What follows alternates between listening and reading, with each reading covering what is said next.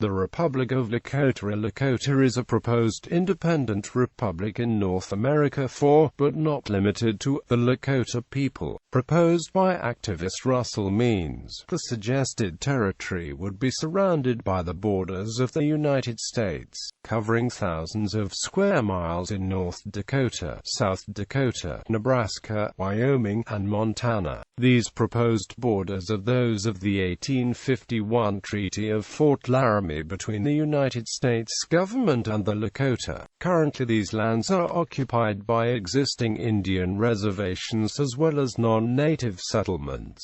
None of the existing Lakota tribal governments currently support this proposed new republic, nor were they consulted about the proposal. Background: a group of Native Americans, calling themselves the Lakota Freedom Delegation, traveled to Washington, D.C. on December 17, 2007, and delivered a statement asserting the independence of Lakota from the United States. The group argues that this recent declaration of independence is not a secession from the USA, but rather a reassertion of sovereignty. The leader was Russell Means, one of the prominent members of the American Indian movement in the late 1960s and 1970s. The Lakota Freedom Delegation does not recognize tribal governments or presidents as recognized by the United States Bureau of Indian Affairs, sometimes referring to these groups as Stay by the Fort Indians. Territory, demographics, and economics. The proposed boundaries of Lakota are the Yellowstone River to the north, the North Platte River to the south, the Missouri River to the east, and an irregular line marking the west.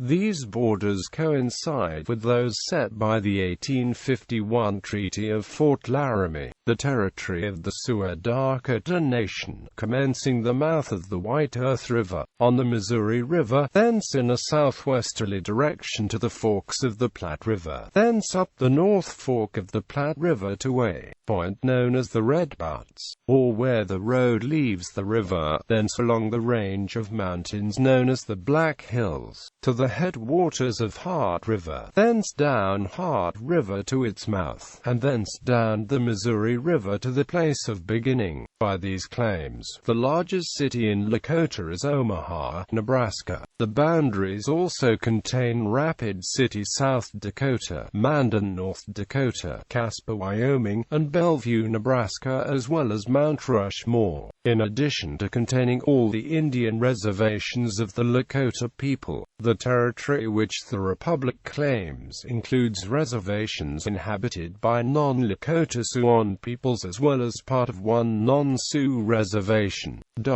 Dakota would also contain the poorest counties in the United States. Activities. On January 1, 2008, the Republic announced they were filing liens on all U.S. government-held lands within their claimed borders. However, the first round of liens, in an unnamed county in South Dakota, were rejected. Following this, the group chose to concentrate on the Black Hills. In July 2008, Means announced that the Republic of Lakota would be founding an all-Lakota grand jury to investigate corruption by U.S. government officials on the 7 reservations in the Republic's claimed territory. Means unsuccessfully ran for the presidency of the Oglala Lakota several times. In the 2008 election he lost 1,918 to 2,277. Politics and government. Citizenship in the proposed republic would be open to people of all races and to any resident of the land Lakota claims. The group said they plan to issue their own passports and driving licenses in the name of the proposed nation. The group proposed that the nation be organized as a confederation that would respect the libertarian principles of posse comitatus and caveat emptor, would offer individual liberty through community rule, and would would collect no nationwide taxes. However, individual communities within the proposed nation would be allowed to levy taxes with the consent of the taxed. Russell Means suggested that the proposed nation should not use fiat currency but instead adopt a gold standard. Means has stated that this system of government is derived from the traditional Lakota government system. Means said, "We are going to implement how we lived prior to the invasion. Each community will be a mini-state unto itself. They will form the federation known as Lakota." As of 2008, Russell Means identified himself as chief facilitator of a provisional government of the Republic of Lakotah. The 4 signatories of the Lakota Freedom Delegation's letter to the State Department that announced withdrawal from the U.S. identified themselves by the title of Hitakan of Lakota in a press release. Leaders of communities would be informally chosen by elders of the community government. The following people have identified themselves as members of the provisional government of Lakota, or been so identified by other members of the movement. Russell Means, chief facilitator.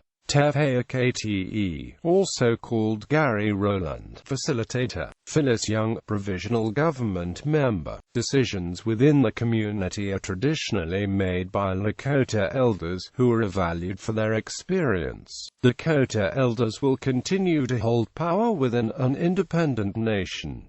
No formal capital of Lakota has been announced. The Republic of Lakota gives its provisional capital as Porcupine, South Dakota, with hopes in the long run to move administration to near Rapid City, South Dakota.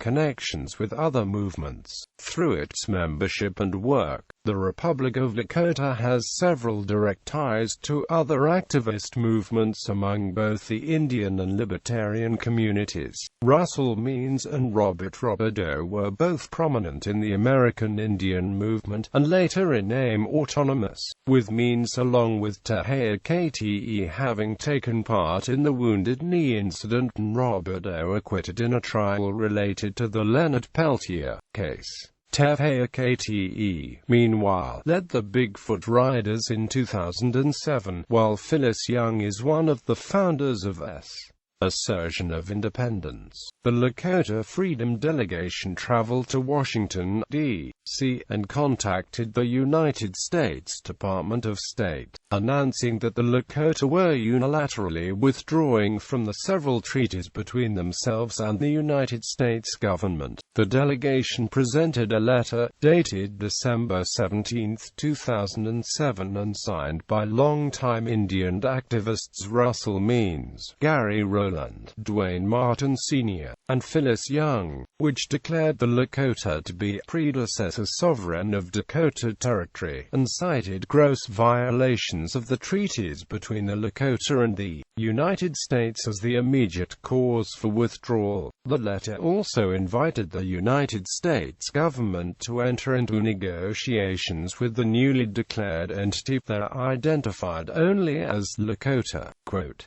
"It threatened that if good faith negotiations were not begun, then Lakota will begin to administer liens against real estate transactions within the 5-state area of Lakota." The group also has pursued international recognition for Lakota at the embassies of Venezuela, Bolivia, Chile, and South Africa, and has claimed that Ireland and East Timor are very interested in Lakota's declaration and that they expect recognition from Russia. Russell Means has made reference to Finland and Iceland as well. A secessionist movement in Texas has expressed its support for the Republic of Lakota, even though it too has not officially recognized the area's independence.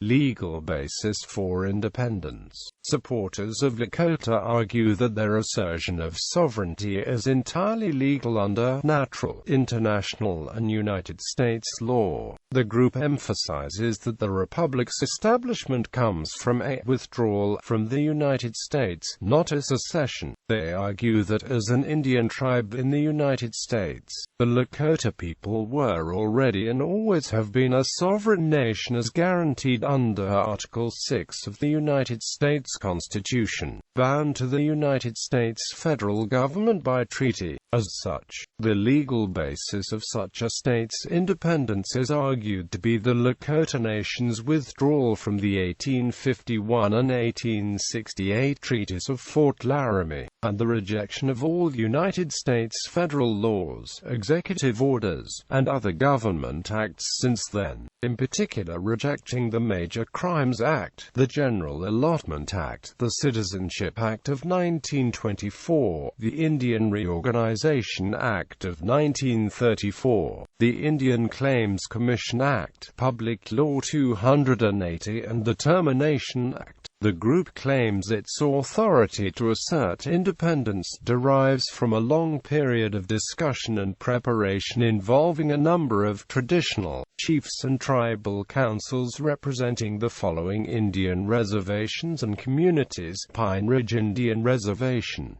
Porcupine, South Dakota; Kyle, South Dakota; Rosebud Indian Reservation, Lower Brule Indian Reservation, Cheyenne River Indian Reservation, Standing Rock Indian Reservation, Flandreau Indian Reservation. The group also claims the right to withdraw, on behalf of the Lakota people, for the Treaties of Fort Laramie as a consequence of the Vienna Convention on the Law of Treaties and the Declaration on the Rights of Indigenous Peoples. Members argue that the decision in the case of Lone Wolf v. Hitchcock 187 U.S. 553 shows that the United States government does not adequately protect Indian rights. Means also cites the Enabling Act of 1889, stating that clauses protecting Indian sovereignty on the lands comprising the states where the Lakota historically reside have been ignored. In the 15th of January 2008 news release, the Republic of Lakotah proposed that independence from the United States might follow a compact of free association and suggested that the independence process could resemble that of the Philippines, Palau, the Federated States of Micronesia of the Marshall Islands. Russell Means also stated that he intended to treat the result of the 2008 Pine Ridge Reservation presidential election, in which he was a candidate, as a plebiscite referendum on Lakota independence. Motivations for independence. Lakota's founders cite the Oglala 1974 Declaration of Continuing Independence. The United States of America has continually violated the independent native peoples of this continent by executive action, legislative fiat and judicial decision.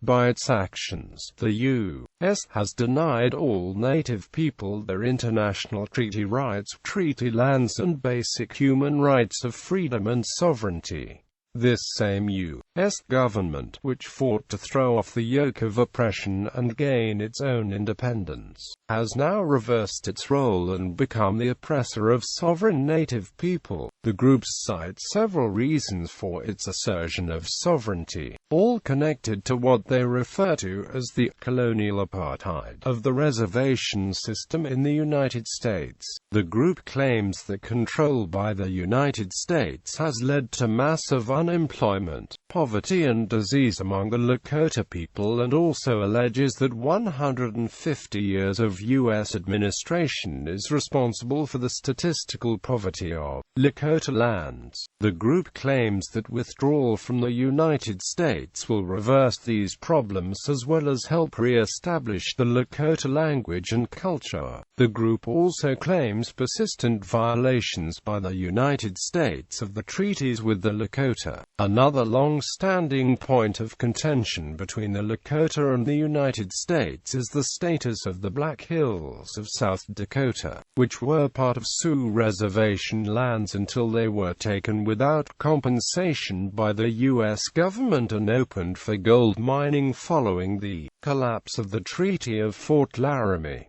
In 1980, the U.S. Supreme Court decision United States v. Sioux Nation of Indians awarded $105 million to 8 tribes of Sioux Indians as compensation, but the court did not award land. The tribal governments of the Lakota has refused the settlement. Reactions. The extent of popular support among the Lakota people for independence is unclear. Russell Means and Kanapagluhamani have claimed that some 13,000 Lakota, including 77% of the population of Pine Ridge Indian Reservation, have shown support for the Republic of Lakota, and that the 8-member delegation which traveled to Washington, D.C., was only a portion of some 77 tribal elders and activists taking part in the movement. However, Rapid City Journal reporter Bill Harlan reported on his blog that most folks I talked to hadn't heard about the declaration. The ones who had heard the news, to a person, did not want to talk about it on the record. The Journal has also noted that there were no tribal presidents in the group which made the announcement. No one from the top ranks of any of the Lakota Sioux tribes,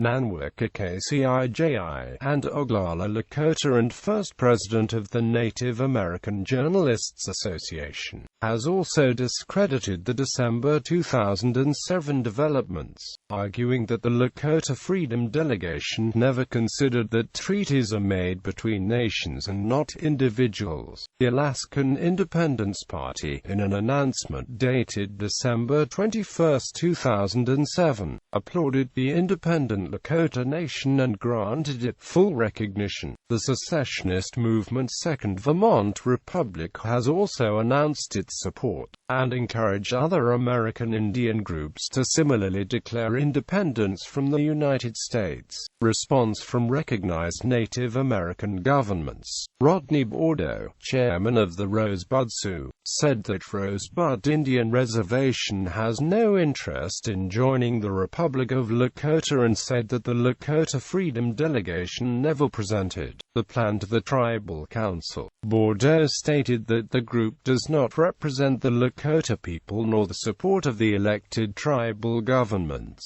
However, he did say that Russell Means made some good points. Joseph Brings Plenty, chairman of the Cheyenne River Lakota, agreed that the Lakota Freedom Delegation are not representative of the nation I represent, but would not say whether he agreed or disagreed with their goals and message, noting some value in the group's actions in raising awareness for the history of the Lakota people.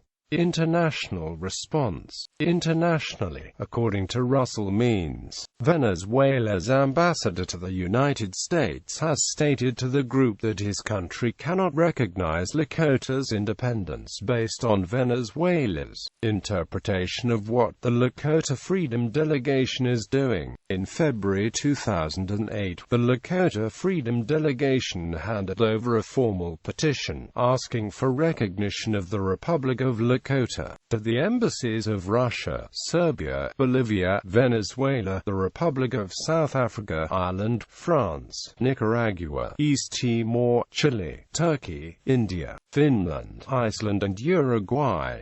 The text of the petition is available online. U.S. government response. The United States Department of State is referring queries on the subject of Lakota to the United States Department of the Interior, which oversees the Bureau of Indian Affairs.